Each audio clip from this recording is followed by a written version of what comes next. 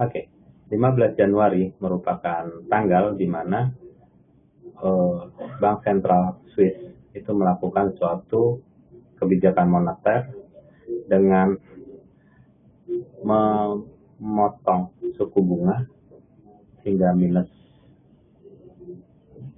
Jadi kalau Bapak dan Ibu naruh uang di Swiss, itu bukan dapat bunga, tapi Bapak dan Ibu harus bayar bunga. Dan yang menarik adalah bukan itu. Pada tanggal 15 Januari kemarin, mereka melakukan suatu kebijakan yang nggak pernah diduga-duga, yaitu menarik suatu kebijakan yang pernah diluncurkan pada tahun 2011. Yaitu, pada tahun 2011, Bank Sentral Swiss mengatakan dia akan membuat 1 euro sama dengan 1,2 Swiss franc. Apabila harga 1 euro di bawah 1,2 Swiss franc, maka Swiss franc akan mengadakan intervensi untuk melemahkan mata uangnya. Apapun yang terjadi. Jadi apabila euronya turun di bawah 1,2, maka Swiss akan mengintervensinya. 15 Januari, batas bawah itu dicabut oleh Bank Sentral Swiss. Apa yang terjadi? Tiba-tiba Swiss turun dengan kekuatan yang sangat dahsyat sehingga banyak sekali broker-broker yang kolaps. Tentunya kita sudah ketahui bahwa broker-broker yang kolaps dengan keadaan Swiss ini itu disebabkan broker tersebut merupakan market maker. Market maker adalah suatu institusi atau lembaga keuangan atau pialang yang tidak berafiliat kepada likuiditas provider. Artinya semua posisi itu ditahan oleh broker itu sendiri. Kita ketahui bahwa ada 3 macam broker. Yang pertama adalah market maker. Kalau bahasa Indonesianya bandar ya Pak. Yang kedua adalah ACN. Yang ketiga adalah SPP. Nah, yang paling clear itu adalah ACN dan SPP. Jadi ciri-cirinya bagaimana? Ciri-ciri dari market maker itu adalah setiap Bapak dan Ibu melakukan suatu posisi, itu ada tulisan wait atau trikot dan segala macamnya. Jadi pada saat Bapak buy itu tidak langsung mendapatkan harga. Harganya bisa ditahan atau dipermainkan oleh broker. Itu ciri-ciri broker market maker. Satu lagi adalah spreadnya pasti fix. Misalnya 3 untuk forex, 50 untuk gold. Di dunia ini yang namanya perdagangan, itu namanya spread itu bisa menyempit dan melebar sesuai dengan hukum permintaan, supply and demand. Sama seperti Bapak membeli dolar di BCA, menjual dolar di BCA, itu pasti ada selisihnya atau spreadnya. Berbeda dengan apabila Bapak melakukan jual beli di bank panin atau di money changer. Spreadnya itu berbeda, berubah-ubah. Akan aneh apabila perdagangan mata uang itu spreadnya adalah tetap. Dan menurut saya itu agak tidak logis. Ini adalah satu ciri-ciri dari market maker. Nah, dengan kejadian tanggal 15 tersebut, maka apa yang kita bisa ambil dari kebijakan tersebut? Kita ketahui Swiss ada di suatu wilayah di Eropa. Dan kita ketahui bahwa Eropa sedang mengalami suatu bencana finansial. Dan kita sudah mengetahui bahwa di bulan Januari ini ada kemungkinan inflasi dari Eurozone itu sudah mendekati minus 0,2%. Artinya ini deflasi. Kalau deflasi tentunya laju pertumbuhannya tidak bagus, tidak baik, dan tingkat penganggurannya pasti akan naik terus.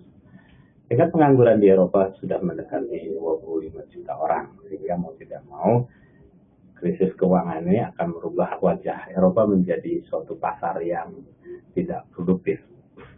Dan tentunya ini akan bisa menjadi suatu bencana bagi dunia yang lain. Kita ketahui bahwa dalam hukum ekonomi, setiap negara atau setiap pasar yang sedang lesu itu akan mempengaruhi pasar-pasar yang lainnya.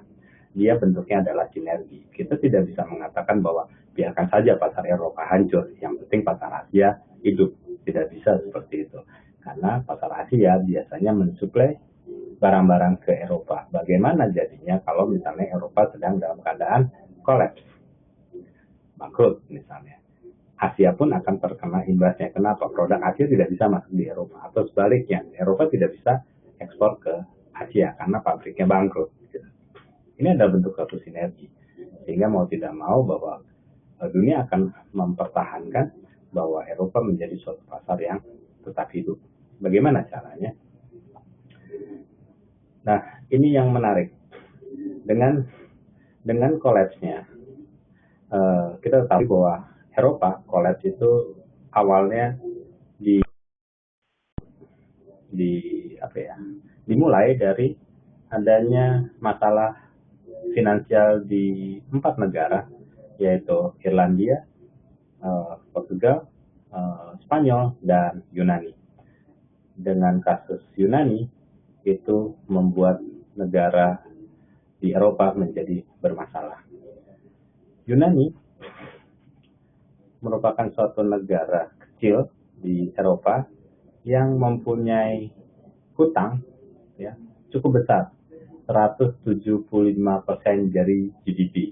Artinya setiap orang yang lahir di Yunani begitu lahir langsung udah punya hutang, Pak. Kira-kira seperti itu.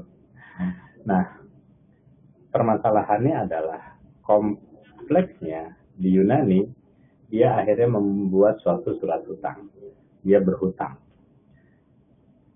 2010-2011 dia berhutang kepada IMF, dia berhutang dengan Troika, diawasi oleh Troika, lalu dia suplai dana sebesar sekitar 200 sampai 320 miliar euro untuk dia membangun euro. Karena kalau dia kekurangan uang, ya tentunya pegawai negerinya dan segala macam nggak bisa dibayar, infrastruktur nggak bisa dikerjakan, sehingga negaranya bisa mati. Nah, kalau dia mati, repot lagi, Pak. Utang-utangnya nggak bisa dibayar. Jadi bagaimana caranya? Ya, dia berhutang lagi. Dibantulah dia dengan IMF, dibantulah dengan World Bank, dibantulah dengan Euro Central Bank. Akhir-akhir ini, tiba-tiba Euro Central Bank membuat suatu kebijaksanaan akan membuat suatu quantitative easing. Quantitative easing itu kalau bahasa biasanya ada kebijakan ekonomi ultra longgar. Kalau bahasa yang gampangnya adalah cetak uang. Jadi mereka Euro harus mencetak uang untuk membantu negara-negara yang lagi kesulitan uang. Ceritanya hanya seperti itu. Berapa bisa mencetak uangnya? Makin bisa mencetak uangnya, tentunya mata uangnya akan melemah selemah-lemahnya. Inilah yang diambil oleh Swiss pada tanggal 15. Informasi yang seperti itu membuat dia melepas batas bawahnya. Dengan dilepas batas bawah, itu menyebabkan euronya turun dan Swissnya turun pada saat itu. Dan beberapa hari kemudian, Pak Lutfi, selamat malam dari Kalimantan Selatan. Maaf Pak, saya baru melihat Bapak.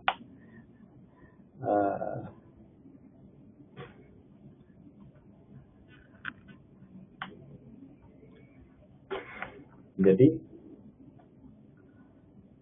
pada saat itulah orang mengatakan bahwa berapa besar yang akan diluncurkan QE-nya.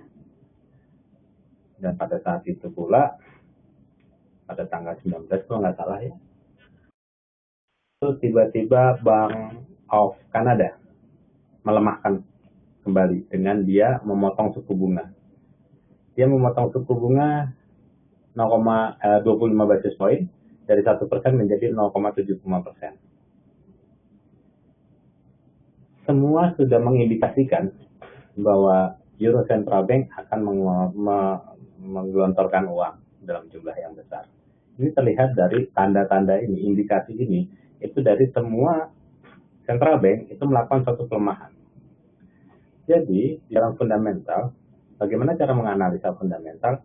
Sama seperti menganalisa hal-hal yang terjadi di sekitar kita, yaitu melihat indikasinya. Dan akhirnya benar, Euro mengeluarkan QE itu sebesar 60 miliar euro per bulan. Dari bulan, Pak Lutfi, selamat malam. Bu Susi, selamat malam dari Blitar. Gak apa-apa Bu, telat Bu. Masih panjang kok Bu. Ibu pasti mau nanya nanti, emasnya mau kemana gitu. Oke, kita lanjutkan dulu ya Bu ya. Dan apa yang terjadi pada semuanya melemahkan, akhirnya Euro Central Bank juga mengucurkan dana 60 miliar euro per bulan. Dari bulan Maret 2015 nanti sampai ke bulan September tahun 2016.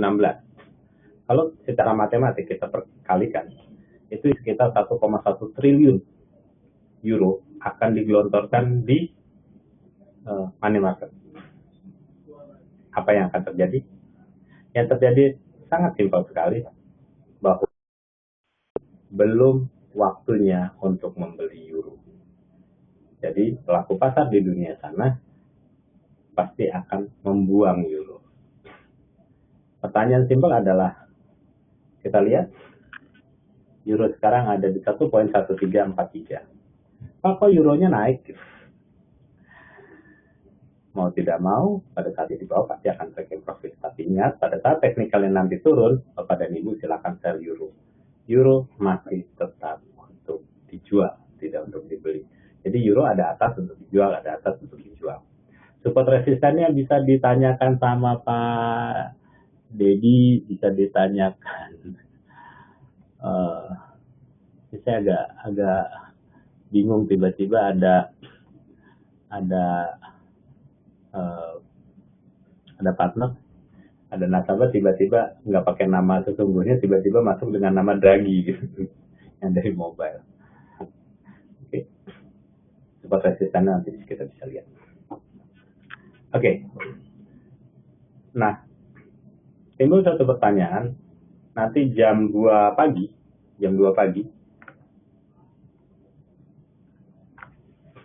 The Fed akan membuat suatu kebijakan moneter. Banyak orang menanyakan kepada saya, apakah dia akan menaikkan suku bunga pada nanti malam jam 2 pagi. Kalau kita berbicara masalah The Fed, kita harus mengerti dulu bagaimana cerita panjang The Fed. Bagaimana perekonomian Amerika di waktu-waktu yang lampau. 2008 merupakan keadaan di mana Amerika sedang dalam keadaan kolaps. Dia masuk ke dalam suatu krisis keuangan karena adanya subprime mortgage atau masalah perumahan. Kredit macet lah kalau kita bilang. Itu membuat semuanya menjadi lesu, penganggurannya menjadi tinggi, inflasinya menjadi turun. Bagaimana cara Amerika menyelesaikan? Mereka menguapkan quantitative easing. Mereka membuat quantitative easing dari 1 sampai ke 4.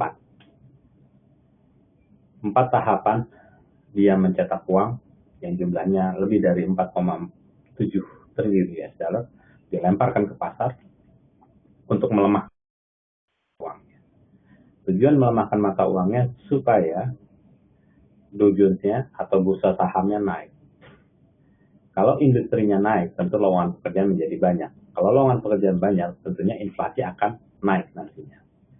2008 sampai 2011, Bapak dan Ibu bisa melihat bagaimana Dow Jones naik terus, dan sampai hari ini pun Dow Jones masih ada di level 17.300. Dow Jones pernah menyentuh level tertinggi di sejarah umat manusia yang ada, yaitu adalah 18.000. Kira-kira seperti itu. Dan Bapak dan Ibu juga melihat dengan pencetakan uang yang banyak menyebabkan emas dikirim dari level $900 per troy menjadi $1.900 per troy pada saat QE diluncurkan. Setiap ada QE diluncurkan, emas pasti akan naik. Jadi Bapak dan Ibu yang ingin menanyakan pada saya, emasnya mau kemana? selama QE diluncurkan, beberapa waktu Bapak dan Ibu bisa melihat emas akan menguat. Kalau turun dulu bagaimana turun untuk dibeli? Karena turunnya adalah turun teknikal. Setelah teknikalnya cukup, dia akan buyback, dia akan kembali lagi. Kira-kira seperti itu. Batas atasnya emas kira-kira berapa? 1.345 US dollar per troy ounce, itu adalah level resistennya dia. Karena beberapa kali menyentuh itu dia jatuh lagi, balik lagi. Kira-kira seperti itu. Baik.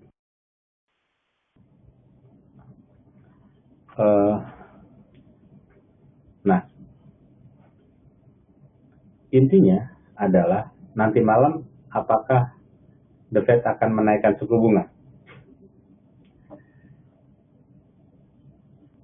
Tadi waktu di ruang edukasi saya sempat ngobrol dengan Ibu Dewi, Pak Victor, untuk kita sharing masalah ini.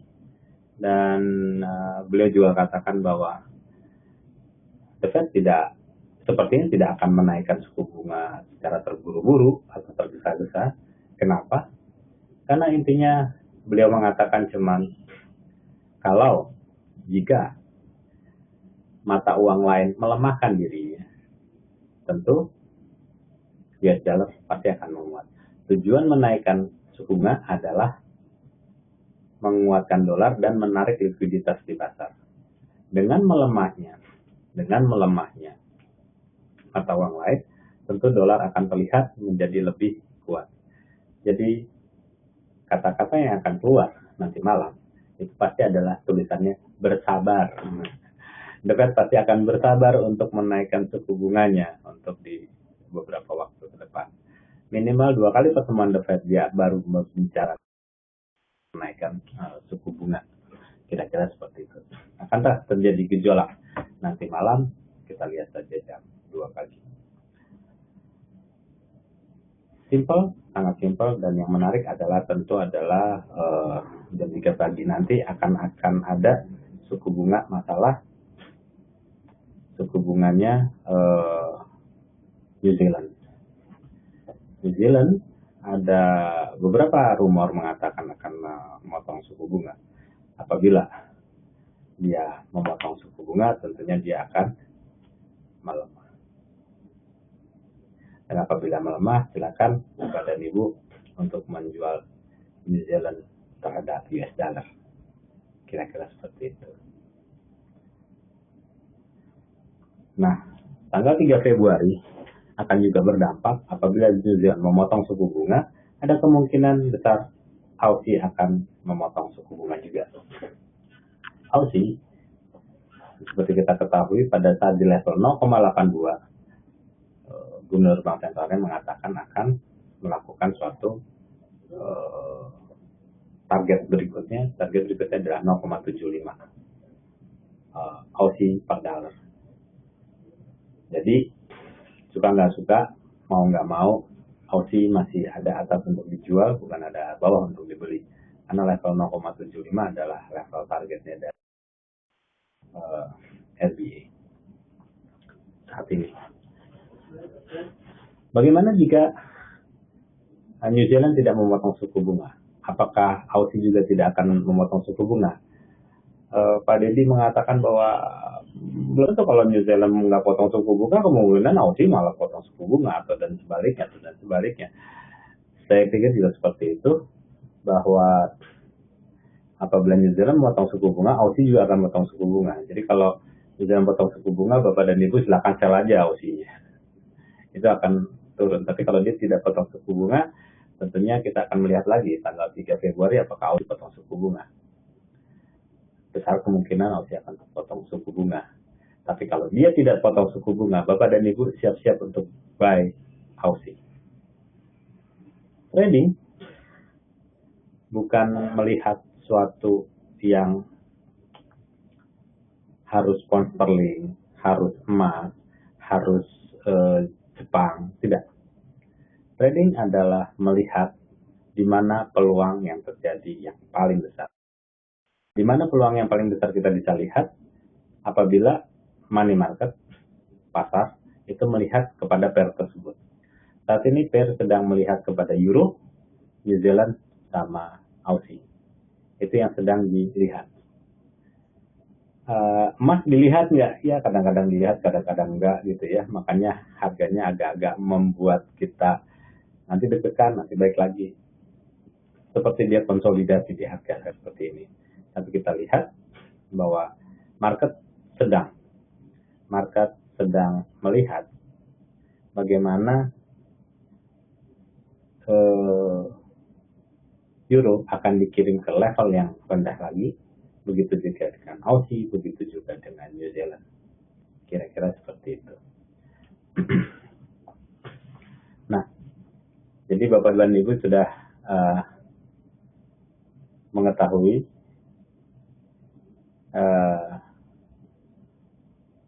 iya, malam Pak, ini ada Pak Jimmy, selamat malam. Jadi Bapak sudah mengetahui ya bahwa trading yang terbaik adalah pertama, kita mengerti bahwa market arahnya mau kemana. Bagaimana kita mengetahui market besarnya, arahnya mau kemana? Itu arahnya diketahui dari fundamental. Fundamentalnya sedang kemana? Euro, dolar mau kemana dalam 1 tahun ini? Atau paling tidak Euro akan kemana, maksudnya kemana? Tapi yang jelas kalau menurut saya ada dolar mau kemana. Kalau dolar akan menguat dalam 1 tahun ini, tentunya kita akan mencari pair yang mata uangnya melemahkan. Jadi itu akan ke arah. Dan kita akan trading dengan menggunakan itu. Pertanyaan adalah, kalau kita pilih Euro, kalau kita pilih Aussie, kapan kita akan mengambil suatu posisi? Kita coba untuk melihat arahnya dengan dan pelemahan mata uang tersebut dengan melihat teknikalnya. Kapan, itu diambil pada saat teknikal dan fundamental bergerak ke satu arah. Apabila fundamentalnya adalah turun, tentunya kita tunggu teknikal sampai turun, sampai mau turun, baru kita sell. Jangan apabila fundamentalnya naik, teknikalnya naik, silakan Bapak buy. Jika fundamentalnya turun, teknikalnya turun, silakan Bapak sell. Permasalahannya adalah fundamentalnya turun, teknikalnya naik. Apa yang dilakukan? Wait and see jauh lebih baik dibandingkan Bapak bergerak atau Ibu bergerak, tapi punya permasalahan di dalam trading. Floating terjadi apabila floating yang lama ya, lebih dari 3 hari gitu. Yang menurut saya itu agak aneh juga gitu ya. Trading kok floatingnya lama-lama, tandanya Bapak dan Ibu tidak mempunyai suatu trading plan menurut saya. Trading plan akan terjadi apabila Bapak dan Ibu mempunyai suatu rencana untuk bertransaksi. Bagaimana rencananya? Apabila Bapak buy, Bapak pasti punya suatu target. Bapak buy pasti dia harus naik. Kalau nggak naik bagaimana? Ada rencana B. Rencana B-nya adalah Bapak menggunakan stop loss. Oke. Trading plan adalah suatu rencana bertransaksi dengan benar, dan kita merencanakan sesuatu pada saat kita mau masuk posisi, kita sudah merencanakannya terlebih dahulu. Jangan kita buy dulu baru kita bingung naruh stop lossnya di mana ya, naruh take profitnya di mana ya. Itu buat saya itu menjadi suatu judi akhirnya, karena analisanya tidak cukup memadai untuk lihat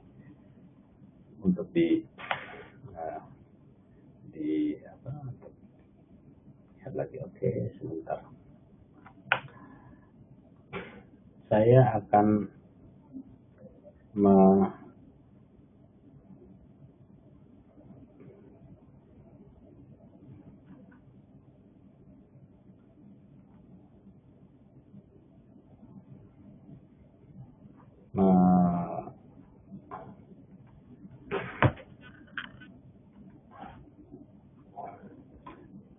baik, Bapak dan itu saya coba akan memberikan suatu slide yang pernah saya kasih tahu, dan ini adalah Euro, inflasinya yang cukup turun, dan di Januari ini adalah minus 0,2, dan menurut saya dia sudah deflasi dan nggak ada alasan untuk menyimpan Euro. Tingkat penganggurannya cukup tinggi di Euro, dan balance sheet-nya dia ingin seperti tahun 2012, yaitu 3 triliun. dia kucurin dana cukup baik, dan ini adalah suku bunganya. Oke, ini adalah Facebook saya yang setiap hari saya menulis suatu fundamental ada di sini. Dan Bapak dan Ibu, kita bisa melihat bahwa beberapa nasabah kami itu mempunyai track record yang cukup baik, yaitu ID Power,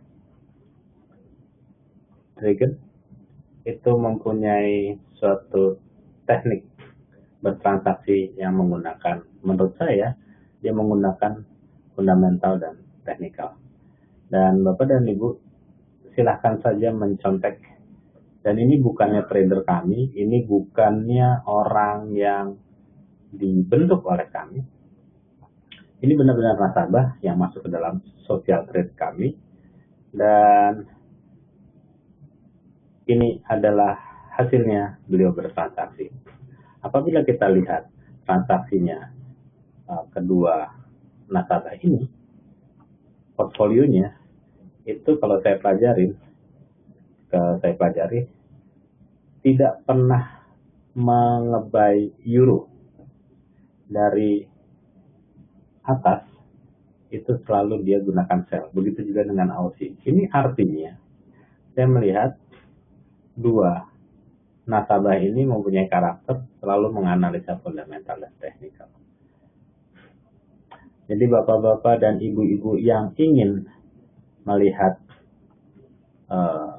bagaimana cara dia bertransaksi, silakan saja lihat, pelajari saja. Kalau mau dicontek silakan contek, kalau nggak ada waktu silakan di copy saja. Menurut saya. Kira-kira seperti itu. Ada yang mau ditanyakan Bapak dan Ibu? Silakan. Nggak apa-apa. Pak Taswin, Pak Lutfi, Pak Aris, Pak Jimmy. Ini kalau yang tulisannya Draghi ini pasti ini harusnya teorinya Pak Dedi. Bu Susi, ada yang mau ditanyakan, Bu? Silakan, kalau mau ditanyakan silakan diketik saja sebelah kiri. New Zealand bagaimana? New Zealand bagaimana? New Zealand kalau dia potong suku bunga, Bapak sell aja, Pak. Sell aja. Semua market sedang melihat New Zealand kok. Walaupun kita tahu bahwa data-data New Zealand itu bagus gitu. Tapi kalau sampai dia potong suku bunga, Bapak sell aja. Dalam ini turunnya. Pak Jimmy tanya, nanti malam ada live trading nggak? Yang jam 2 pagi.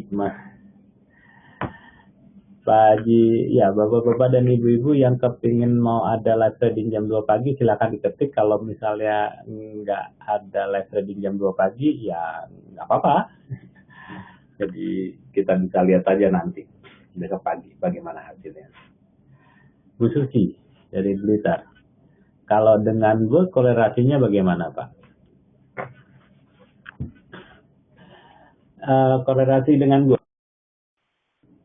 Ini pertanyaan Bu Suci sebenarnya mudah ya Bu ya. Jawabnya yang susah Bu. Korelasinya dengan gold. Korelasinya begini Bu. Kita tahu bahwa pertumbuhan ekonomi dunia sedang melambat. China menurut IMF itu dipotong 6,8% pertumbuhan untuk tahun 2015. Dan pada tahun 2016 dia hanya 6,2 atau 6,3% laju pertumbuhan ekonominya.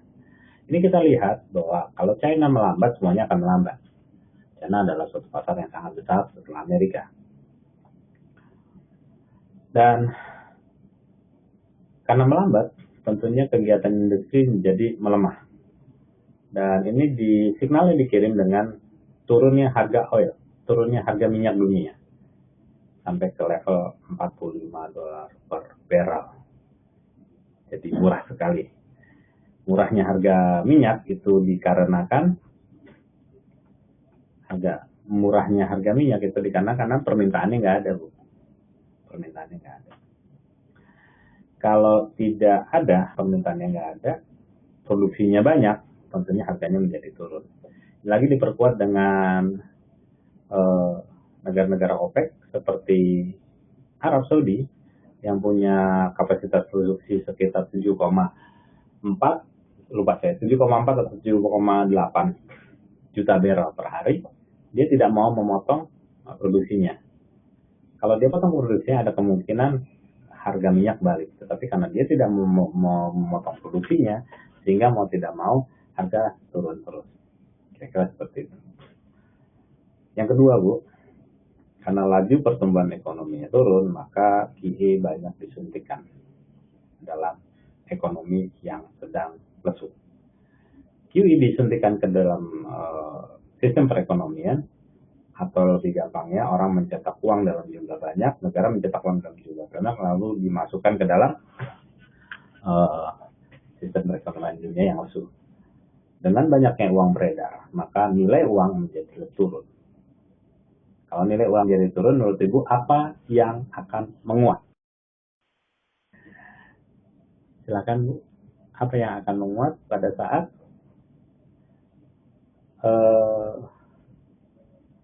semua mata uang berperang untuk melemahkan?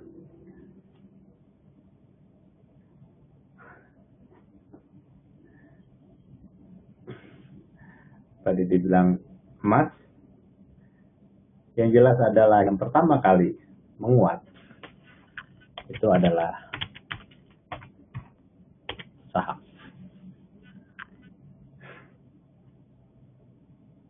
Saham itu pasti akan menguat.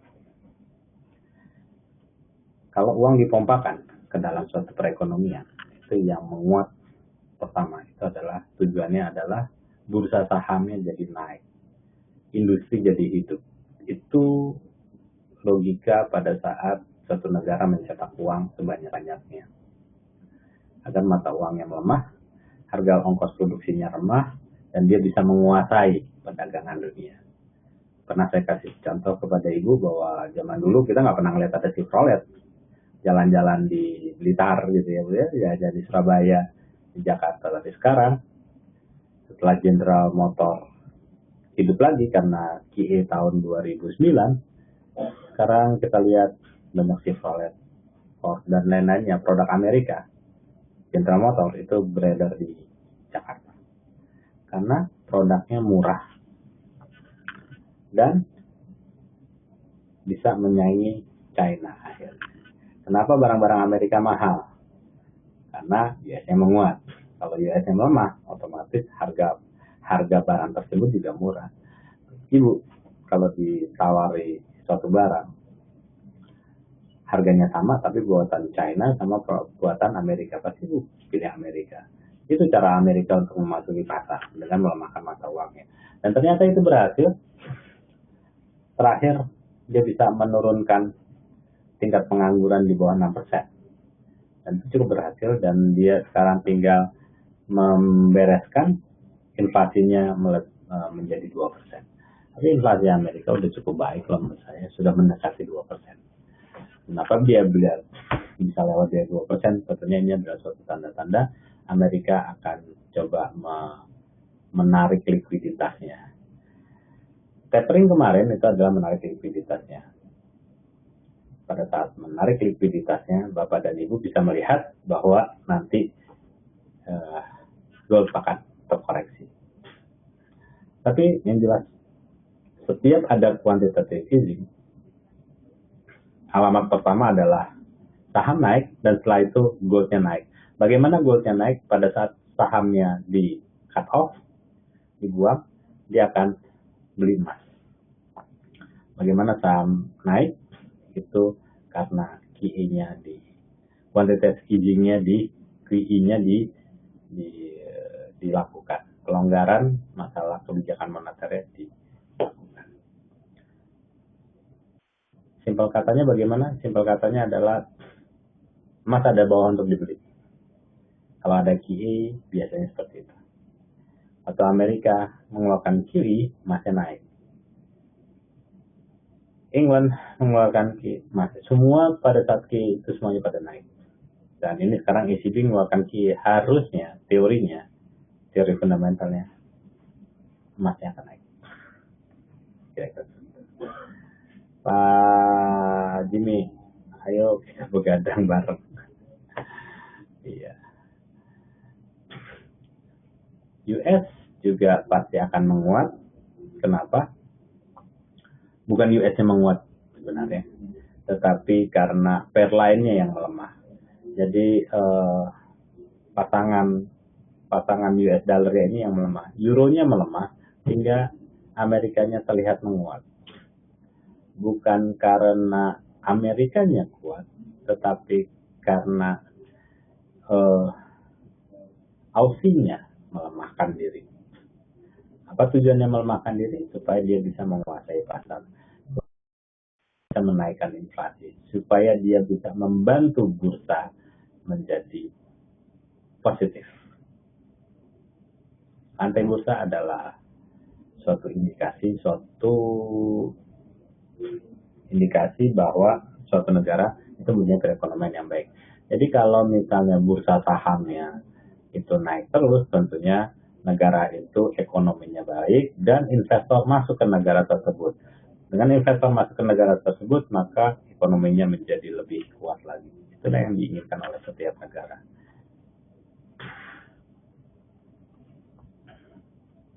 Ibu Susi tanya, apa definisinya? Gold buy-nya di berapa?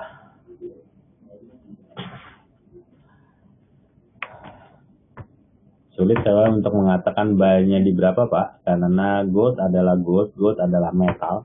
Metal tentunya kita hanya punya support dan resisten. Supportnya dia adalah 1250, 1220, 1180, 1150. Itu support-supportnya, dan terakhir adalah 1120. Jadi kalau misalnya Bapak dan Ibu kepingin buy dengan yang the best price-nya, silahkan saja buy di 1120. Atau kebalik, misalnya Ibu mau buy sekarang, siapkan dana sampai di 1120. Itu ada di dalam pelajaran leverage tentunya. Bagaimana cara menghitungnya? Apa-apa nanti kita ulang lagi masalah leverage. Mau beli di mana saja, tetapi kita harus tidak boleh punya masalah pada saat harga ada di 1120. Hitung leverage-nya dengan benar, buat satu trading plan, bagaimana harga emas pada support, di dekat support silakan. Jadi kalau misalnya saya mau beli gold di harga 1270, ya kalau nanti ketarik sampai 1250 ya jangan teriak-teriak ya Bu, kira-kira seperti itu. Jangan teriak-teriak ya Pak. Jadi kira-kira seperti itu. Lalu misalnya ya best aja ya ada dekat 1250, tapi sebelum 1250 tadi kemarin itu 1270-an dia naik lagi 1270-an. Jadi kalau mau beli di 1270-an silakan saja. Yang penting levelnya dia adalah 1250. Pak, itu bukannya kejauhan. Ya, oke. Kalau Bapak mau yang paling dekat adalah 1280. Ini adalah support yang paling dekat untuk gua. Bu Susi dari Blitar. Berarti kalau suku bunga dinaikkan, gold akan turun ya Pak ya? Secara teori ya. Tapi prakteknya Ibu bisa lihat nanti. Suku bunganya dinaikkan, tentu gold akan semata-mata akan turun. Turun ya Bu ya. Tapi Ibu harus ketahui bagaimana gold akan naik. Faktor-faktor apa saja yang menyebabkan gold naik. Gold naik pertama apabila terjadi inflasi. Karena gold menjadi suatu nilai lindung atau hedging daripada pelaku pasar pada saat inflasi terjadi. Jadi kalau misalnya dia naikkan suku bunga, artinya inflasi sudah mulai masuk ya Bu. Jadi hati-hati. Dan dua, gold bisa naik itu karena ada kasus geopolitikal.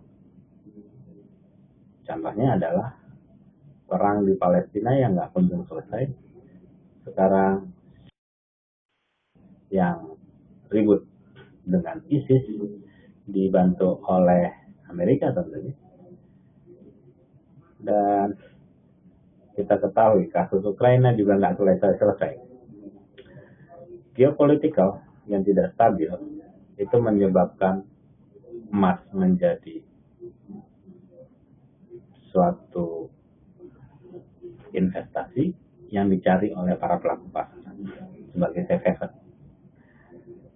Jadi apabila tiga ini masih ada, sulit untuk saya katakan goldnya akan turun. Walaupun suku bunga dinaikkan, dia akan turun sesaat, tapi setelah itu menurut saya naiknya pasti ada. Jadi gold menurut saya ada bawah untuk dibeli dan bukan ada atas untuk dijual. Bagaimana melihat 1120 sebagai the best price? Seperti bapak-bapak dan ibu yang pernah kita share di webinar ini, bahwa Newmont atau suatu perusahaan yang punya report gitu ya, harga pokok produksi emasnya itu adalah 115 US dollar per troy. Jadi tentunya apabila harga emas di bawah 1150, tentunya semua tambang di dunia tutup. Kalau tambang di dunia tutup, apa yang terjadi? Demand-nya menjadi tinggi, supply-nya nggak ada. Jadi menurut saya itu akan mengirim emas ke level yang lebih tinggi lagi. 1120 adalah batas bawah bagi emas. Jadi kalau Bapak mau buy, nggak mau pakai stop loss, silakan aja stop loss-nya di bawah 1120 lah. Kita hitung aja equity-nya berapa yang dibutuhkan untuk trading di level ini. Sedapat mungkin dekatkan dengan support di 1250, 1220 dan seterusnya.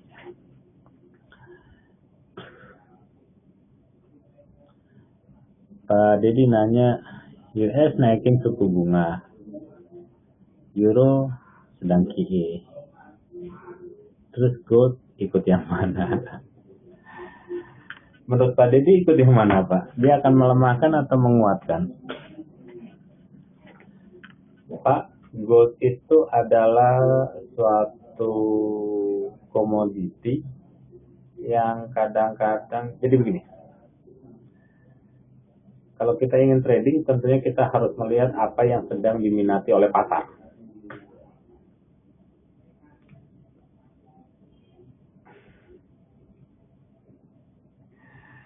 Pak Deti bilang US naikkan suku bunga, Euro lagi QE, terus gold ikut yang mana ya Pak? Pusing sama XAU, sell Euro aja. Ya seperti itulah Pak. Kalau menurut saya adalah komoditi ini adalah suatu pair yang tidak dapat diintervensi. Ingat ya Pak ya, tidak bisa diintervensi oleh siapapun. Kalau mata uang itu bisa diintervensi oleh central bank. Tapi kalau metal, gold, silver, palladium dan segala macam itu nggak bisa diintervensi. Pasar yang menjadi patokannya. Jadi selama pelaku pasar belum melihat gold, biarkan saja kalau menurut saya, biarkan saja dia turun. Nggak masalah kan Pak? Kalau dia naikin suku bunga, goldnya turun ya biarin aja turun. Begitu sampai bawah, beli. Dan ada atas untuk dijual. Kalau ada atas dijual tentunya akan jadi masalah. Yang kedua adalah apabila semuanya melemah, mata uang melemah semuanya, apa yang dipegang pasti akan saham Pak. Makanya indeks Dow Jones-nya bakal naik gitu ya. Kospi-nya naik, Nikkei-nya naik, kira-kira seperti itu. Nanti koreksi lagi. Nah, buangan, ingat, buangan akan larinya nanti ke safe haven. Karena nggak akan masuk ke mata uang. Karena mata uang masih kalau kata Pak Didi, bisa Pak kalau di Flojo, ya mas-masnya banyak ya Pak ya. Mas-masnya banyak, bisa turun di Gambir Pak. Oke, jadi intinya adalah pada saat indeks saham itu turun, maka goldnya akan naik. Bapak tinggal lihat korelasinya aja. Dojonya turun nggak? Karena pada saat di situ ada tulisannya, kalau di artikel itu adalah risk off gitu ya. Pada di artikel ada tulisan risk off, itu tandanya dia keluar dari saham, Pak. Bapak silakan langsung lihatnya ke CFF. Bapak langsung lihatnya ke gold, pasti goldnya naik. Nanti mereka jual gold, masuk lagi ke saham. Mereka lagi tidak mau pegang mata uang. Yang secara fisik mereka nggak mau pegang euro terutama.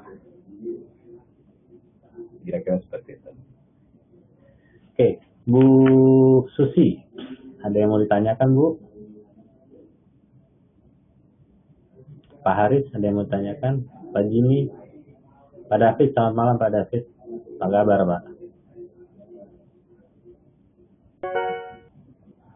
Pak Aswin dari Tangerang, ada Pak yang mau ditanyakan, Pak? Untuk trading, harganya mungkin tidak akan terlalu signifikan turun naiknya. Saya dengar suaranya terputus-putus, Pak. Keluar dulu, Pak. Keluar terus nanti masuk lagi, Pak. Biasanya itu internetnya yang kurang. Bisa jadi biasanya Bapak keluar dulu dari ini meeting, lalu Bapak masuk lagi. Biasanya itu suaranya menjadi jauh lebih baik. Ada lagi Ibu atau Bapak yang mau ditanyakan? Bu Susi, gimana tradingnya, aman, Bu, di Blitar?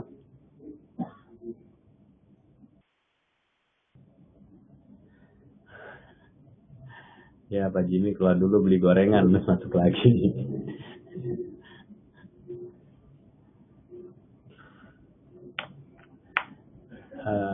Bu Susi aman, Bu, tradingnya?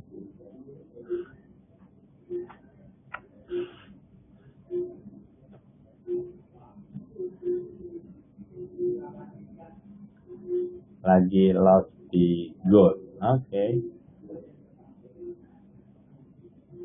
Ibu lihat aja nanti dojonya aja, dojonya belum buang ya Bu ya, dojonya masih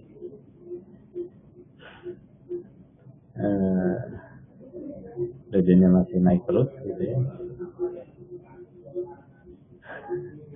Tradingnya aman, tradingnya dipotek. Iya Pak David. Oke, Pak David, nanti kalau sampai New Zealand potong suku bunga, Bapak full margin Pak masuknya Pak. Sell New Zealand Pak. Kalau kepingin aman, pasti Aussinya juga turun. Kalau turun pasti agak dahsyat Pak. Itu potongan suku bunga pasti seperti Bank of Canada. Jadi Bapak full margin aja Pak. Kalau dia mau potong suku bunga, Bapak silakan sell. Nggak masalah. Pak Jimmy, nanti malam jadi live trading nggak? Oke, Bapak-Bapak dan Ibu-Ibu mau live trading atau tidak? Nggak apa-apa, terserah aja. Saya ikutin forum. Kalau mau live trading, silakan. Kita akan live trading ya. Tapi kalau tidak, ya sudah nggak apa-apa. Kita bisa akhiri webinar ini. Tapi kalau misalnya mau ada live trading, silakan.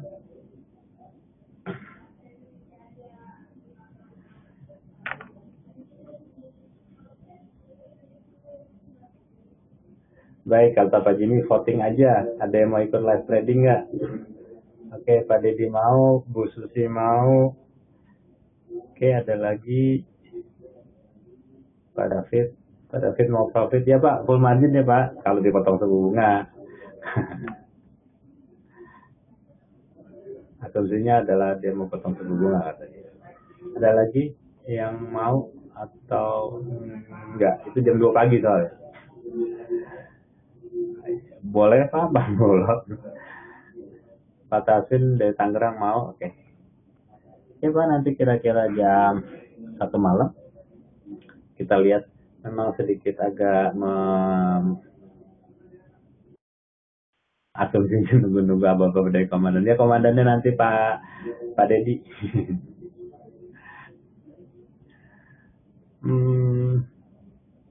Kita lihat aja ya Pak ya. Tapi intinya adalah coba kita adakan.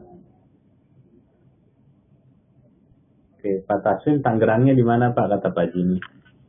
Mau dibeliin goreng kayaknya Pak. Oke, kita nanti jam 2 pagi kita akan coba untuk live trading. Sama seperti yang sudah-sudah, yang namanya kebijakan moneter itu kita harus agak sabar. Harganya udah lompat-lompat, kita sabar aja untuk bertransaksi. Kalau tidak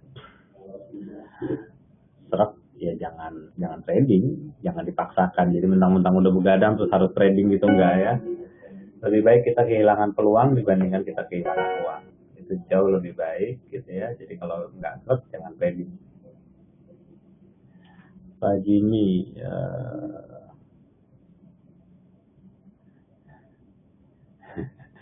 ya sudah.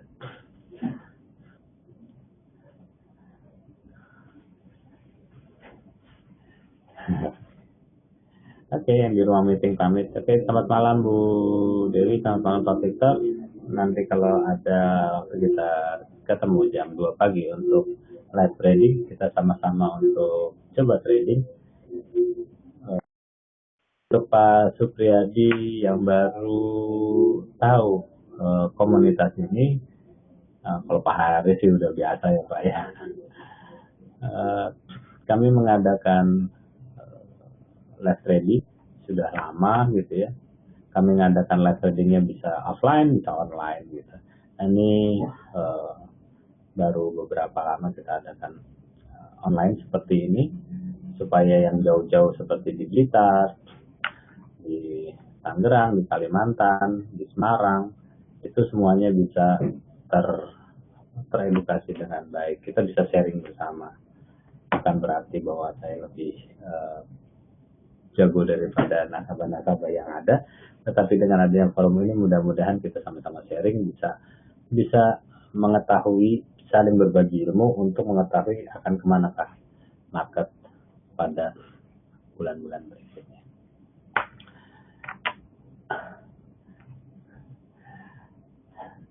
Euro turun, ya. Euro memang harus turun. Kalau belum sell euro, dari tadi belum sell euro, sebelumnya ngarepinnya euronya naik, nanti malam baru turun. Gitu. Tapi kalau yang udah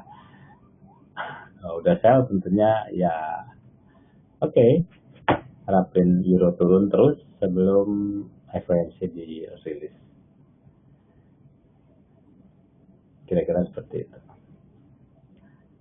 Baik, ada lagi yang mau ditanyakan? Baik, kalau tidak ada, saya akhiri meeting ini. Nanti kita ketemu lagi di jam 1 malam. Bapak dan Ibu silakan istirahat dulu. Dan nanti kita akan ketemu lagi. Terima kasih Pak Haris. Baik, jam 1 Pak, kita akan ketemu lagi. Terima kasih Pak David.